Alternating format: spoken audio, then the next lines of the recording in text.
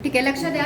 So बायोटेक्नॉलॉजीचे ह्या वेगवेगळ्या फील्डमध्ये ऍप्लिकेशन आहेत. Animal, plant, industrial, microbial, genomics आणि एन्व्हायरमेंट. तर याच्यामध्ये मायक्रोबियलमध्ये काय सांगितले बघा, बायो फर्टिलायझर, बायो पेस्टिसाइड्स, दोन्ही पण तुम्हाला माहिती आहेत. बायो फर्टिलायझर माहिती आहे सगळ्यांना, बायो पेस्टिसाइड माहिती आहे, म्हणजे लिव्हिंग ऑर्गॅनिझमचा पेस्टला किल करण्यासाठी यूज करायचं. सो ते बायो पेस्टिसाइड्स आहेत. आणि अजून एक दिलेलं आहे ते म्हणजे IPM, integrated pest management programme.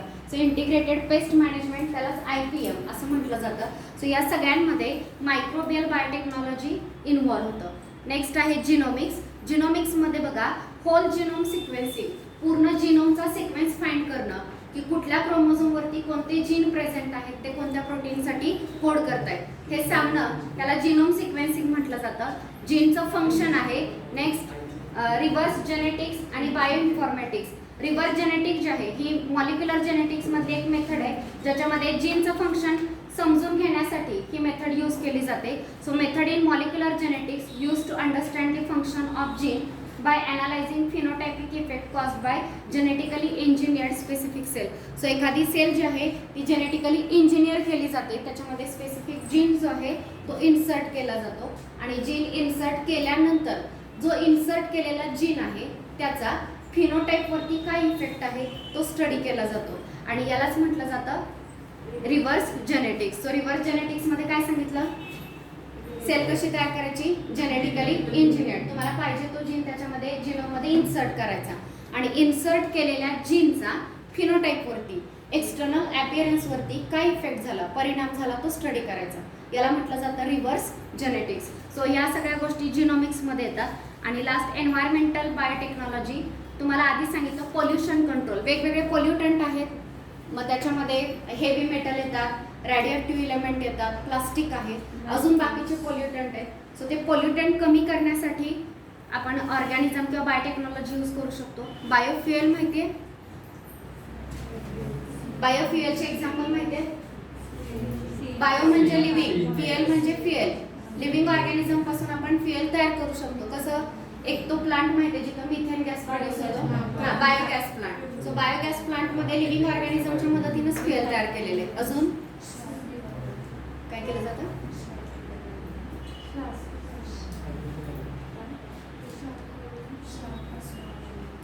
कशापासून, शार्क आहे, तसं आहे का? मग असे आहेत. जट्रोपा कर्कसा म्हणून पण एक प्लांट आहे की ज्याच्यापासून ऑइल तयार केलं जातं आणि त्याचे ऑइल आहे ते फ्युएल म्हणून यूज केलं जातं. नेक्स्ट शुगर इंडस्ट्रीज आहेत. त्या शुगर इंडस्ट्रीमध्ये मोलासेस पासून अल्कोहोल तयार केलं जातं, इथेनॉल. आणि हे जे इथेनॉल आहे ते पेट्रोल डिझेलमध्ये मिक्स करून यूज केलं जातं. सो फ्युचरमध्ये ते सुद्धा एक स्मोकलेस फ्युएल आहे, क्लीन फ्युएल आहे. सो त्यावेळी ते यूज केलं जाऊ शकतं. सो हे सगळे बायोफ्युएल आहेत. बायोफ्युएल. त्यानंतर नेक्स्ट आहे bio remediation and biodiversity. Bio remediation म्हणजे लिव्हिंग ऑर्गॅनिझमचा यूज करून सॉइलमधले पोल्युटंट कमी करणं. मग यात काही प्लांट सुद्धा आहेत. सो प्लांट सुद्धा सॉइलमधले हेवी मेटल किंवा बाकीचे पोल्युटंट जे आहेत ते ॲब्झॉर्ब करू शकतात. त्याला बायो रिमेडिएशन म्हटलं जातं. आणि शेवटचं जे सांगितलेलं आहे ते आहे बायो बायोडायव्हर्सिटी. तुम्हाला सगळ्यांना माहिती आहे, variety in the living organism. आणि का गरजेची आहे, जर व्हरायटी असेल तर आपली इकोसिस्टीम जी आहे ती प्रॉपरली वर्क करणार आहे, बरोबर का? इकोसिस्टीमच्या प्रॉपर फंक्शनिंगसाठी बायोडायव्हर्सिटीची गरज आहे. सो बायोटेक्नॉलॉजीचं ऍप्लिकेशन ह्या सगळ्या फील्डमध्ये आहे. कोणकोणत्या, ॲनिमल, प्लांट, नेक्स्ट सांगितलं इंडस्ट्रियल, मायक्रोबियल, जिनोमिक, एन्व्हायरमेंटल. ॲनिमलमध्ये कळले, एक दोन एक्झाम्पल्स सांगता आले म्हणजे tissue culture, generative medicine, immunotechnology, GM animal, pharmacogenomics. प्लांटमध्ये genetically modified crop, tissue culture, marker assisted selection. इंडस्ट्रीजमध्ये सांगितलं enzyme biotechnology, protein engineering, metabolic engineering and metabolomics. Okay. मायक्रोबियलमध्ये बायो फर्टिलायझर, बायो पेस्टिसाइड, हे दोन्ही लक्षात ठेवा. जिनोमिक्समध्ये होल जिनोम सिक्वेन्सिंग आपण करू शकतो. अजून रिव्हर्स जेनेटिक्स एक आहे. अजून जीन फंक्शन फाइंड करू शकतो. आणि एन्व्हायरमेंट बायोटेक्नॉलॉजीमध्ये पोल्युशन कंट्रोल दिलेलं आहे. अजून बायोफ्युएल तयार करू शकतो. बायो रिमेडिएशन आहे आणि बायोडायव्हर्सिटी, हे सगळं एन्व्हायरमेंटमध्ये येतं. सगळ्यांना चार्ट समजला? ओके. तर तो जो चार्ट आहे, चार्ट तुम्हाला ऍप्लिकेशनशी रिलेटेड शॉर्टमध्ये सांगितलं आहे. मग यातले आपण इथं किती ऍप्लिकेशन शिकणार आहोत? ॲनिमल मध्ये शिकणार आहे. त्यानंतर नेक्स्ट जे दिलेले आहे ॲनिमल नंतर प्लांट्सचे तुम्ही शिकलेले आहात बरोबर. ते नाही, ॲनिमल मधलं सगळ्यात पहिलं तर इम्युनो टेक्नॉलॉजी मधलं व्हॅक्सिन शिकणार आहात आणि व्हॅक्सिन आणि इन्सुलिन तो प्रोडक्ट, हे दोन गोष्टी तुम्ही शिकणार आहात. जेनेटिकली मॉडिफाईड ॲनिमल हा एक पॉईंट इथं शिकणार आहे. आणि अजून एक दिलेला आहे जिनोमिक्सशी रिलेटेड. कुठला पॉईंट सांगितलाय? जीन थेरपी बरोबर का. जीन थेरपीमध्ये जर्मलाईन जीन थेरपी आणि सोमॅटिक, सो तीनच पॉईंट आपल्याला पाहिजे. एक इन्सुलिन आणि व्हॅक्सिन हे हेल्थ केअर मधले दोन प्रोडक्ट आहेत. सेकंड आपण शिकणार आहोत जीन थेरपी आणि थर्ड आपण पाहणार आहोत जेनेटिकली मॉडिफाईड ऑर्गॅनिझम. तो सगळ्यात फर्स्ट आहे health care biotechnology.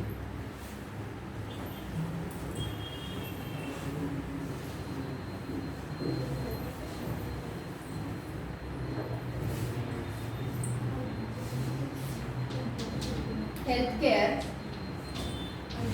Biotechnology. Okay, health care biotechnology मध्ये काय दिलेले बघा, मेडिसिनल किंवा डायग्नोस्टिक प्रोडक्ट,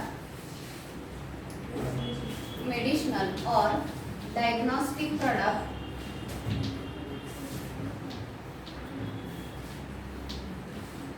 तयार केला जातो किंवा व्हॅक्सिन तयार केले जातात. सो मेनली हेल्थ केअर मध्ये ह्या दोन गोष्टी येतात. एक तर मेडिसिनल किंवा डायग्नोस्टिक प्रोडक्ट असतो. मेडिसिनल प्रोडक्ट असा प्रोडक्ट जो ट्रीटमेंटसाठी, जसं की इन्सुलिन हा एक प्रोडक्ट आहे ज्याच्या मदतीनं आपण काय करू शकतो, डायबिटीज सारखा डिसीज जो आहे त्याच्यामध्ये ट्रीटमेंट देऊ शकतो. आणि डायग्नोस्टिक प्रोडक्ट, डायग्नोस करणं म्हणजे काय, डायग्नोसिस करणं म्हणजे काय, डायग्नोस करणं या वर्डचं मिनिंग काय होतं? हा, शोधणं की ती गोष्ट आहे किंवा नाही. सो असे बरेच डायग्नोस्टिक किट पण तयार करता येतात. जसं की HIV एड्स आहे का हे चेक करण्यासाठी कुठली टेस्ट जाते, इलिझा. तशीच विडाल टेस्ट कशासाठी करतात? हा, तर या वेगवेगळ्या टेस्ट आहेत बघा. तर या टेस्टचे जे किट असतात ते किट सुद्धा याच्यामध्ये डेव्हलप केलं जातं. तेही हेल्थ केअर बायोटेक्नॉलॉजी मध्ये इन्क्लूड होतं. कारण जर डायग्नोसिस प्रॉपर झालं नाही तर ट्रीटमेंट देता येत नाही. सो डायग्नोस्टिक किट सुद्धा तितकेच इम्पॉर्टंट असतात. सो मेडिसिनल किंवा डायग्नोस्टिक प्रोडक्ट आणि व्हॅक्सिन जे आहेत ते हेल्थ केअर बायोटेक्नॉलॉजी मध्ये येतात. Next, this technology offer patient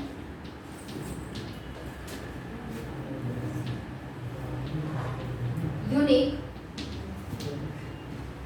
okay, next targeted personalized therapeutic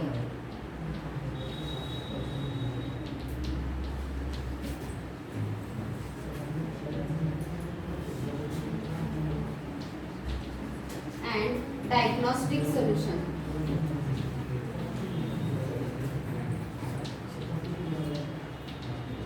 ठीक आहे. सो हेल्थ केअर बायोटेक्नॉलॉजी जी आहे या टेक्नॉलॉजी मध्ये पेशंटला काय ऑफर केलं जातं, unique, targeted and personalize therapeutic and diagnostic solution.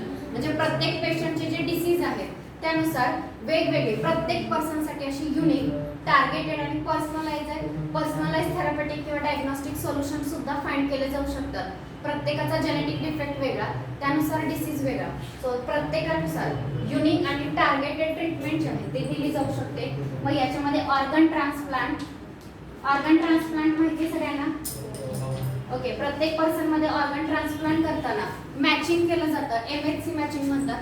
So दोन्ही, जो डोनर आहे तो आणि घेणारा, त्या दोघांमध्ये ते मॅचिंग झालं पाहिजे. आता या ठिकाणी पर्सनलाइज ट्रीटमेंट द्यावी लागते. त्या पर्सन मध्ये कसं मॅचिंग होतं हे बघावं लागतं. मॅच होत असेल तर तो ऑर्गन ट्रान्सप्लांट केला जाईल. केल्यानंतर सुद्धा काय केलं जातं, बॉडीचा ऍक्सेप्टन्स बघितला जातो. हा, इम्युनो सप्रेसिव्ह ड्रग्ज दिले जातात जेणेकरून तो ऑर्गन बॉडीकडून रिजेक्ट होणार नाही. सो हे जे आहे याच्यामध्ये केलं जातं. Next, stem cell technology. हे माहिती आहे? स्टेम सेल म्हणजे कशी सेल असते?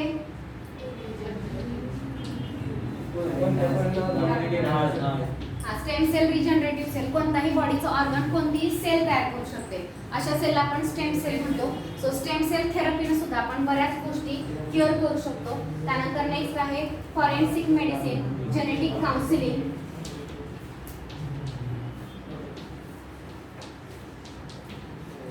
जेनेटिक काउन्सिलिंग, काही डिसीजेस बघा आपण शिकलेलो आहे आपण आता जे पेडिग्री अनालिसिस केलं, क्रॉस केलं, त्याच्यामध्ये आपण चेक केलं की फिमेल कॅरियर आहे, मेल अफेक्टेड आहे, अशी जर कंडिशन असेल तर गॅरंटी आहे की तिच्या डॉटरला डिसीज असेल, मेलला डिसीज असेल, हे आपण फाइंड करू शकतो.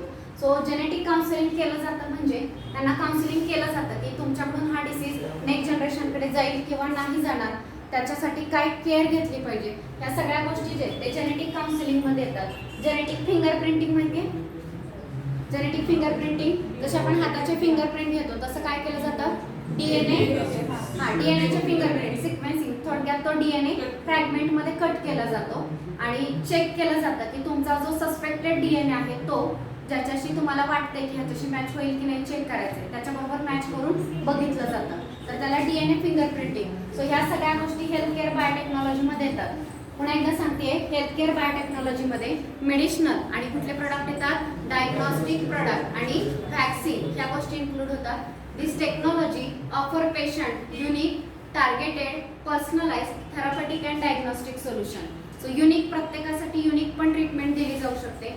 मग त्यात organ transplant, stem cell technology आणि जेनेटिक काउन्सिलिंग जे आहे ह्याच्यामध्ये मेनली येतं. आता यात पहिलं जे आहे कुठला दिलेला आहे, पहिला इन्सुलिन. इन्सुलिन बद्दल थोडक्यात इन्फॉर्मेशन तुम्हाला ऑलरेडी माहिती आहे. ह्यूमन इन्सुलिन काय माहिती आहे सांगा.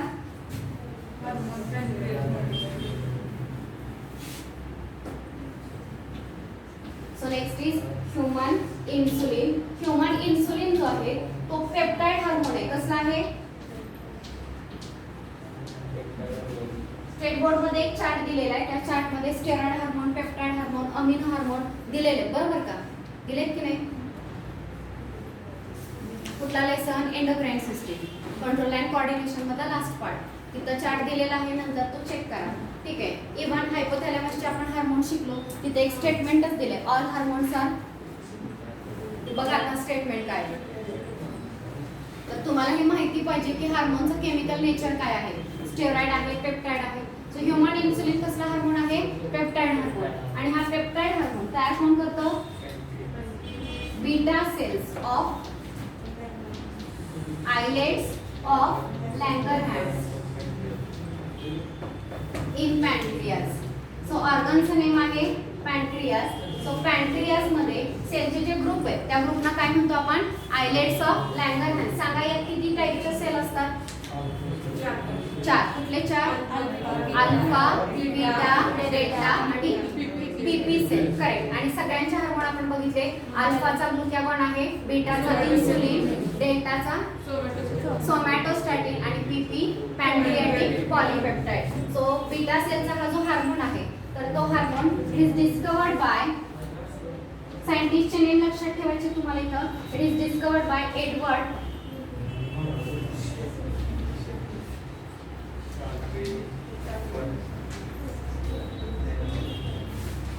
स्कॅम्फर. ओके, यांनी हा डिस्कवर केलेला आहे. या हार्मोनचं मेन फंक्शन आहे, इट कंट्रोल शुगर लेवल, ब्लडची शुगर लेवल कंट्रोल करण्याचं काम करतो.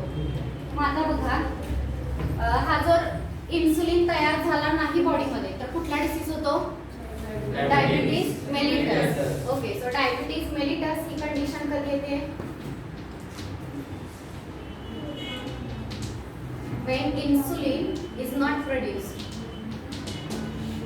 जर प्रोड्यूस झाला नाही तर डायबिटीज मेलिटस होणार आहे. मग काय करतात बघा, आपण बायोटेक्नॉलॉजी शिकतोय, इथपर्यंत कंटेंट तुम्ही आधीच शिकलेला आहे की हा हार्मोन आहे, या सेल तयार करतात, हा ऑर्गन तयार करतो, हे त्याचं नेचर आहे, हे त्याचं काम आहे, हे सगळं तुम्हाला आधीच माहिती आहे. आता बायोटेक्नॉलॉजी मध्ये आपण रिपीट का शिकतोय, तर ज्यांच्यामध्ये नाही तयार होतं इन्सुलिन त्यांना डायबिटीज मेलिटस हा डिसीज होतोय.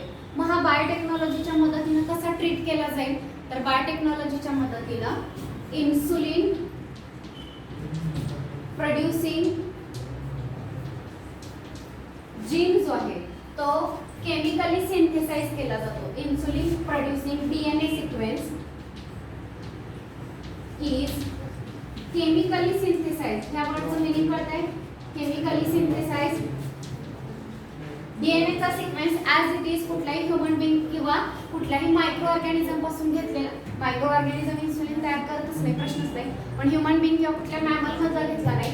इन्सुलिन तयार करण्यासाठीचा जो डीएनए सिक्वेन्स आहे लॅब मध्ये तो केमिकली काय केलेला आहे, सिंथेसाइज केला. पहिली स्टेप काय केली, okay, insulin producing DNA sequence is chemically synthesize. तो केमिकली सिंथेसाइज केला. केमिकली सिंथेसाइज केल्यानंतर बघा हे केमिकल सिंथेसिस एका सायंटिस्टचं नेम दिलेलं आहे. कुठलं आहे नेम वाचा. कोणते सायंटिस्ट आहेत? हॅक्युरा. हे सायंटिस्ट आहेत, त्यांनी हे केमिकली सिंथेसाइज डीएनए सिक्वेन्स जो आहे तो तयार केला. आता हा जो डीएनए सिक्वेन्स आहे त्याच्यात 2 चेन असतात.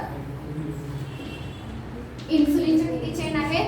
2, ए आणि बी. आणि ह्या सेपरेटली वेगवेगळ्या प्लाझमिड मध्ये इन्सर्ट केलेले आहेत. प्लाझमिड माहिती आहे? प्लाझमिड काय असतो? Extra chromosomal DNA. हा, एक म्हणजे जो मेन जेनेटिक मटेरियल आहे ते सोडून एक्स्ट्राचा डीएनए किंवा एक्स्ट्रा जेनेटिक मटेरियल आहे. ह्याचं काम काय असतं? प्लाझमिडचं काम काय असतं?